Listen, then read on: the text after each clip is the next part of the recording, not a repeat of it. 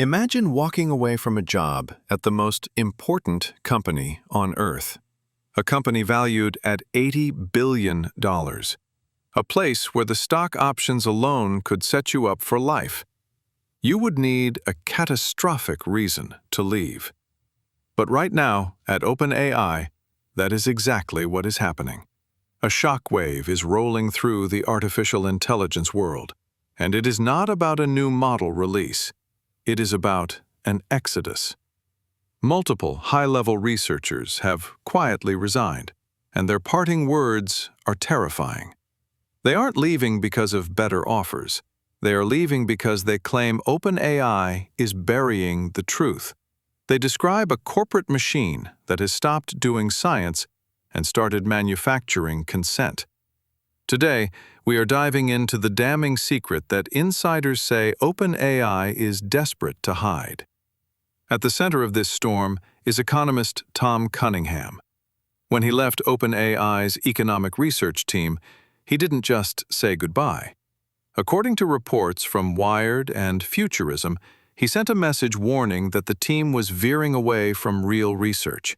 He explicitly accused the department of becoming a, quote, corporate propaganda arm, end quote. Let that sink in. A propaganda arm. Cunningham's critique suggests a terrifying shift. When internal studies showed AI harming jobs or amplifying inequality, the mandate wasn't to publish and debate, it was to spin and contain. Sources close to the situation claim that OpenAI now filters economic findings through a policy lens.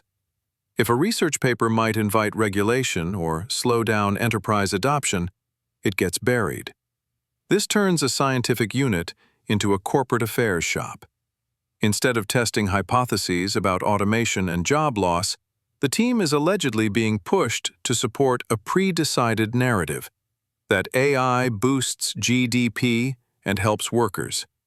Negative results are reframed as merely temporary turbulence. But why would they do this? Because OpenAI is no longer the nonprofit research lab it started as in 2015. Back then, the mission was to benefit all of humanity. Today, with Microsoft pouring in $13 billion, the mission has complicated entanglements. Chief Strategy Officer Jason Kwan reportedly wrote in a memo that OpenAI must be, quote, the leading actor in the world, end quote. This framing justifies steering research toward outputs that defend the company's dominance. If OpenAI is the leading actor, then every paper on wage suppression or regional job losses becomes a political liability. Researchers say the incentive is clear. Emphasize productivity gains, bury the downside. But this pattern isn't limited to economics. It is happening in safety too. And this is where the story gets dangerous. Earlier this year, OpenAI dissolved its super alignment team. This was the group led by Ilya Sutskever and Jan Laika, tasked with ensuring superintelligent AI doesn't go rogue. They were promised 20% of the company's compute power. Instead, the team was disbanded. Laika left, publicly stating that safety had taken a back seat to shiny products. Former researcher William Saunders echoed this, claiming leadership consistently prioritized product launches over foundational safety work. When the people hired to say, slow down, are ignored, and then they quit, it sends a clear message. Safety is a cost center. Growth is the engine. One former researcher reached for a chilling metaphor to describe the situation: the Titanic. They described OpenAI as racing to build an unsinkable vessel of AGI, a gleaming technological marvel steaming ahead at full speed. The problem? Leadership is obsessed with the engines, but they are forgetting the lifeboats. In this analogy, the lifeboats are alignment research, abuse prevention, and real-world monitoring. Critics say OpenAI is pouring billions into the hull while treating safeguards as optional deck furniture. Former researcher Stephen Adler warned that the company prioritizes headline capabilities over tracking harmful user outcomes. They ship now and patch later. It is a speed run through uncharted ice fields. The secrecy at OpenAI looks even worse when you compare it to their rival, Anthropic. While OpenAI allegedly buries findings about job losses, Anthropic executives are going on record saying AI could automate a huge slice of white-collar work. They are saying the quiet part out loud. They invite debate about mass displacement. Anthropic treats the public as a stakeholder. OpenAI, according to these accusations, treats the public as a speed bump. Every blunt quote from a competitor makes OpenAI's silence look less like prudence and more like self-serving message control. And what is OpenAI's response to all this?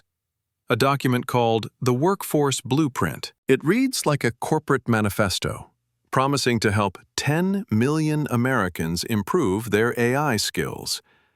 But critics see it as a smokescreen, a way to distract from the reality that their technology might make those very skills obsolete.